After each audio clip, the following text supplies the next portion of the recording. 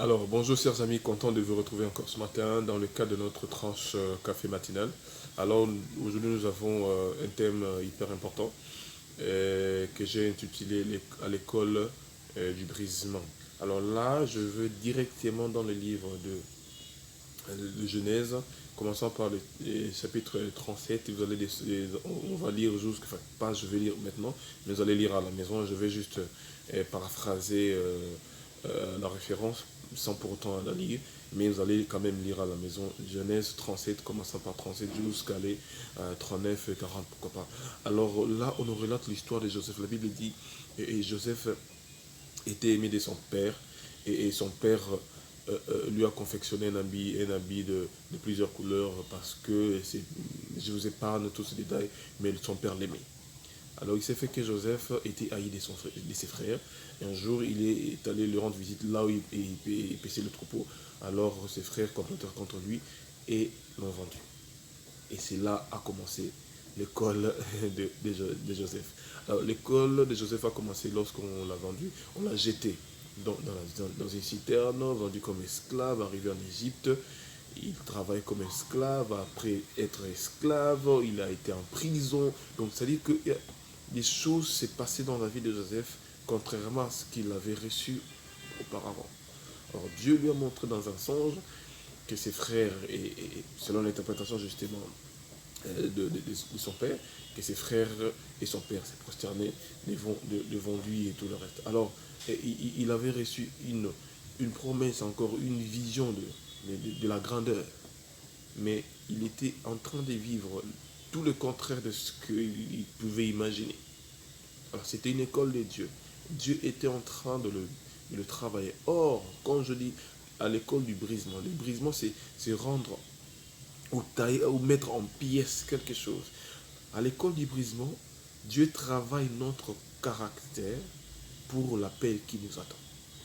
À l'école du brisement, Dieu nous donne la forme qu'il faut pour atteindre un certain niveau. Parce que lorsque nous accéderons aux responsabilités, que nous ne soyons pas comme tout le monde. C'est-à-dire que nous allons réfléchir comme des personnes selon que Dieu veut à ce que nous réfléchissons.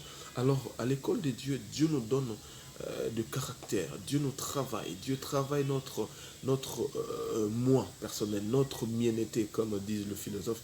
Il travaille notre façon de faire, notre façon de vivre. Parce que lorsqu'on a un but de soi-même, arriver à un certain niveau de responsabilité, on risque de voir tout le monde comme des marche-pieds. Non, Dieu a voulu faire passer Joseph dans cette école du brisement pour acquérir un certain caractère. Alors, là où tu es, dans tout ce que tu es en train de traverser, la souffrance que tu es en train de vivre aujourd'hui, c'est vrai, c'est le contraire de tout ce que Dieu t'a promis. Mais rassure-toi que tu es vraiment dans une école de Dieu. Tu es dans une école de brisement. Dieu te brise. Dieu brise ton ego, Dieu brise ton orgueil, Dieu brise ton moi intérieur qui prime. Dieu est en train de te tailler en pièces pour te donner la forme qu'il faut. Écoutez, dans un atelier, comment dire, un couteau ne peut pas comprendre pourquoi le maître lui donne toujours des coups de marteau, des coups de marteau. Ça peut faire mal, ça peut faire très mal, mais c'est pour le bien, c'est pour le bien de la cuillère ou du couteau, parce que après avoir été travaillé dans l'atelier, on va l'exposer à une vitrine pour être vendu à un grand prix. Alors l'école de Dieu nous prépare à une exposition de gloire. Voyez-vous, Joseph a parcouru, a eu un parcours très compliqué, très difficile. C'est vrai, nous lisons aujourd'hui Joseph était ministre, c'est là. Mais il faut lire le parcours de Joseph. Il a été jeté dans une citerne, presque mort.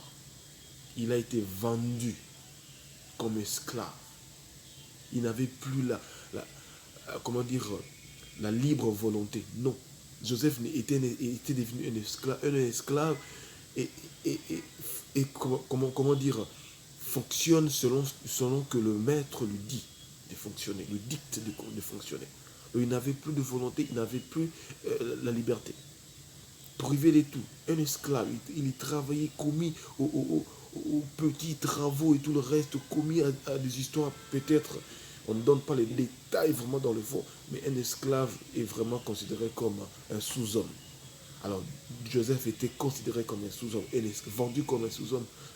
Mais dans tout ça, Dieu était avec lui. Dans tout ça, j'aime bien ce que la Bible dit au verset 21 du chapitre 39. L'Éternel fut avec Joseph. Donc Dieu était avec lui. Ce qui est important, lorsque tu passes dans une école de souffrance, rassure-toi que Dieu est avec toi. Ne l'abandonne pas. Ah, là c'est la première vérité qu'il faut découvrir. Et si tu es dans une école de souffrance, tu dois comprendre, tu dois te rassurer que Dieu est avec toi et que tu n'as pas abandonné Dieu. Et Joseph, malgré qu'il était dans une école de souffrance, là c'est une vérité, Joseph a gardé l'intimité avec Dieu. Bref, j'aimerais être bref avec toi, mais tout ce que tu es en train de vivre aujourd'hui, c'est une école de formation de Dieu. Israël pouvait bien, de la sortie d'Égypte, passer par un chemin de Philistins. À quelques jours de marche, ils atteindraient Canaan. Mais Dieu n'a pas voulu le faire passer par ces chemins, mais il les a menés par un chemin détourné. Alors c'était une façon de Dieu de préparer leur cœur au pays, et pour le pays où coule le lait et le miel. Alors ce matin, je te demande d'être patient, d'accepter de passer par cette école.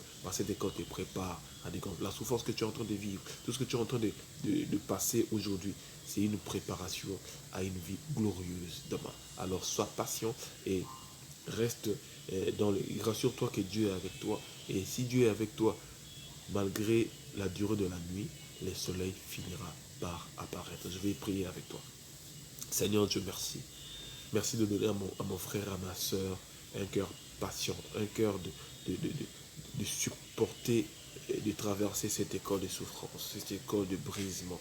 Brise-le, Seigneur Dieu, qui se laisse comme l'argile dans la main du potier, pour que tu lui donnes la forme qu'il faut. Parce que demain, il y a un avenir glorieux qui l'attend. Tu le prépares pour demain. Alors, donne-lui un cœur patient et qu'il reste toujours attaché à toi. Merci de le faire. Merci de le bénir. Merci d'accomplir, Seigneur Dieu, ce que tu es en train de faire dans sa vie. Au nom de Jésus. Amen. Merci. Restez connectés et abonnez-vous à notre chaîne. Laissez-nous un commentaire pour la gloire de Dieu. Soyez bénis.